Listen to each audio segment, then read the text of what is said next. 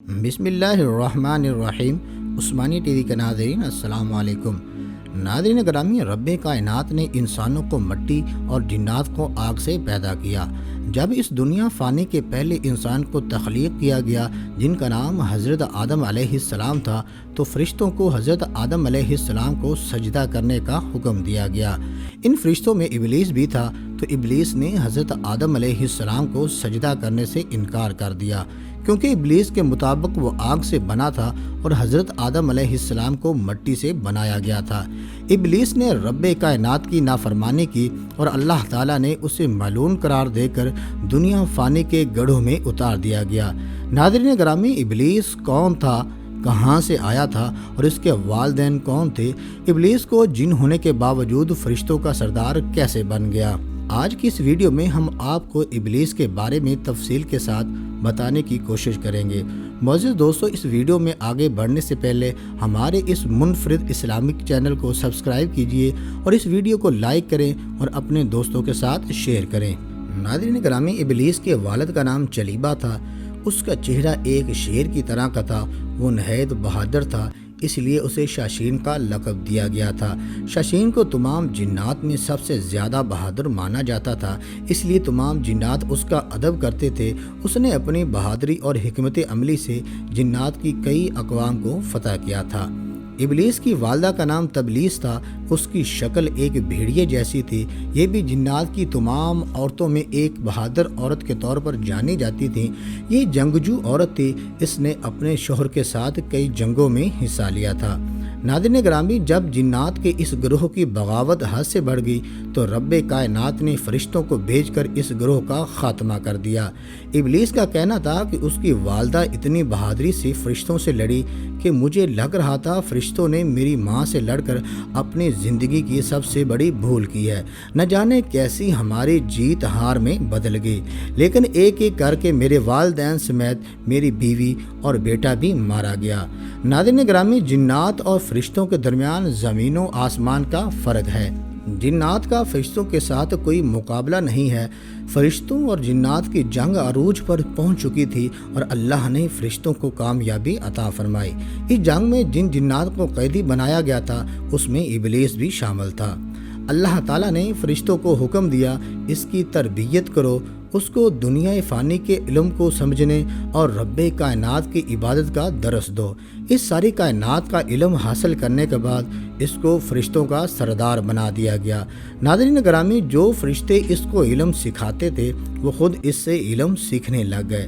پہلے آسمان والے اسے عابد پکارتے، دوسرے آسمان والے اسے زاہد پکارتے، جبکہ تیسرے آسمان والوں نے اسے عارف پکارا، چوتھے آسمان والوں نے اسے ولی کہا، پانچویں آسمان والوں نے اسے تقی کہا، جبکہ چھٹے آسمان والے اسے حاشے، جبکہ ساتویں آسمان والے اسے عزازیل کے نام سے پکارا کرتے تھے۔ ناظرین گرامی، اس نے پروردگار کی عبادت کر کے اپنے آپ کو اعلیٰ درجے پر فیض کر لیا تھا، لیکن پروردگار اس کا ماضی اور مستقبل بہتر جانتے تھے۔ یہ آگے چل کر کیا بننے والا ہے؟ پروردگار کا فرمان ہے، میں جسے چاہتا ہوں عزت دیتا ہوں اور جسے چاہتا ہوں ذلت دیتا ہوں۔ ناظرین گرامی، ایک دفعہ ابلیس ساتویں آسمان پر رب کائنات کی عبادت میں مصروف سیر کرتا ہوا لوح محفوظ پر پہنچ گیا۔ یہ وہاں پر دیکھتا ہے، اس پر لکھا ہوا ہے، ہمارا ایک بندہ ایسا بھی ہے جسے ہم ہزاروں نعمتوں سے نوازیں گے، زمین سے لے کر آسمان کی بلندیوں تک لے جائیں گے، یہاں تک کہ جنت میں داخل کر دیں گے، لیکن ہم اسے ایک حکم دیں گے جس کا وہ انکار کر کے بغاوت کر بیٹھے گا۔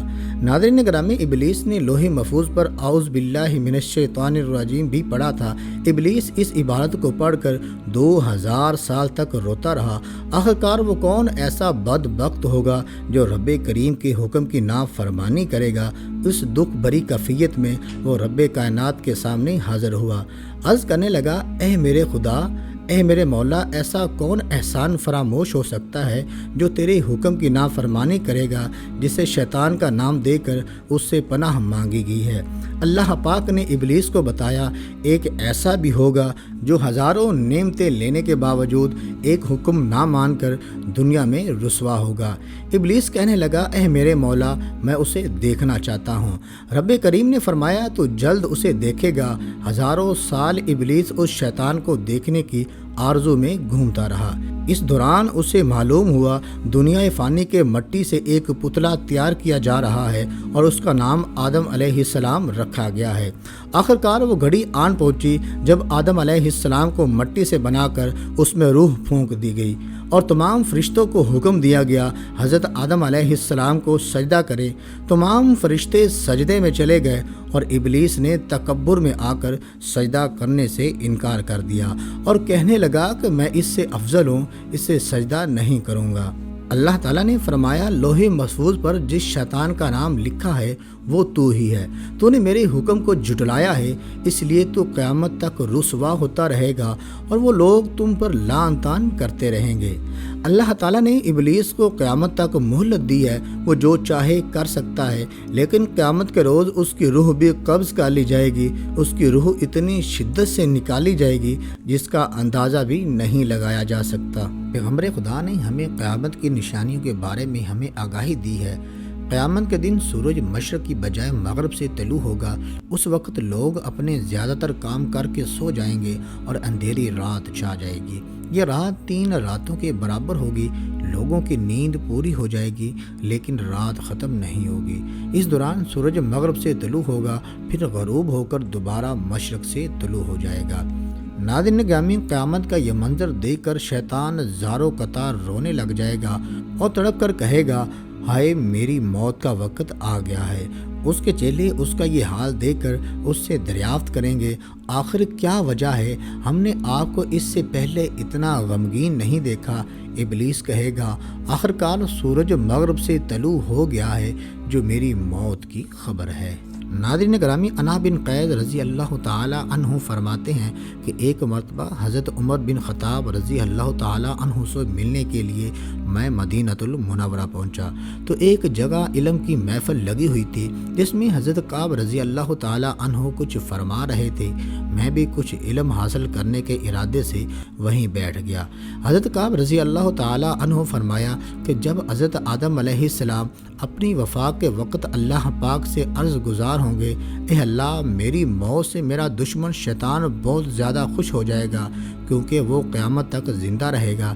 اس پر اللہ تعالیٰ جواب دیں گے اے آدم تم موت کے بعد جنت میں چلے جاؤ گے، لیکن ابلیس قیامت تک اس دنیا میں اس وجہ سے رہے گا تاکہ بروز قیامت اس نے جتنے لوگوں کو گمراہ کیا ہوگا ان کے حساب سے اسے موت کی تکلیف کو برداشت کرنا پڑے گا۔ ناظرین گرامی، یہ جواب سن کر حضرت آدم علیہ السلام نے ملک الموت علیہ السلام سے سوال کیا آخر ابلیس کی موت کیسے ہوگی؟ اس کے بارے میں ذرا مجھے بھی بتاؤ۔ جس پر ملک الموت علیہ السلام نے بتانا شروع کیا تو حضرت آدم علیہ السلام اس کی موت کا سن کر اس قدر خوف زدہ ہو گئے کہ آپ نے ملک الموت علیہ السلام سے فرمایا اس سے زیادہ مجھے کچھ مت بتاؤ۔ یہاں تک بتا کر حضرت کعب رضی اللہ تعالی عنہ بھی خاموش ہو گئے، لیکن لوگوں نے اصرار کیا ہمیں ابلیس کے موت کے بارے میں بتائیں تو انہوں نے پھر بتانا شروع کر دیا۔ ناظرین گرامی، قیامت کے دن لوگ اپنی عام زندگیوں میں مصروف ہوں گے۔ اچانک ایک ہیبت زدہ آواز آئے گی اور زوردار دھماکہ ہوگا۔ اس دھماکے کے خوف سے بہت سے لوگ مر جائیں گے یا بے ہوش ہو جائیں گے۔ اس کے بعد اللہ پاک ملک الموت علیہ السلام سے فرمائے گا میں نے تمہارے مددگار فرشتوں کو سب سے زیادہ تمہارا معاون بنایا اور تمہیں ان سب کے برابر قوت عطا فرمائی۔ آج میرے غصے اور غضب کا لباس پہن کر جاؤ اور ابلیس کے ساتھ ساتھ تمام انسانوں اور جنات کی روح کو بھی قبض کر کے لے آؤ۔ معزز دوستو، اس موقع پر اللہ پاک کے حکم سے جہنم کے تمام دروازے کھول دیے جائیں گے۔ ملک الموت علیہ السلام اپنے غیظ و غضب میں اپنے فرشتوں کے ساتھ اس طرح زمین پر اتریں گے اگر عام لوگ انہیں دیکھ لیں تو ڈر کے مارے وہیں پر اپنی جان دے دیں گے۔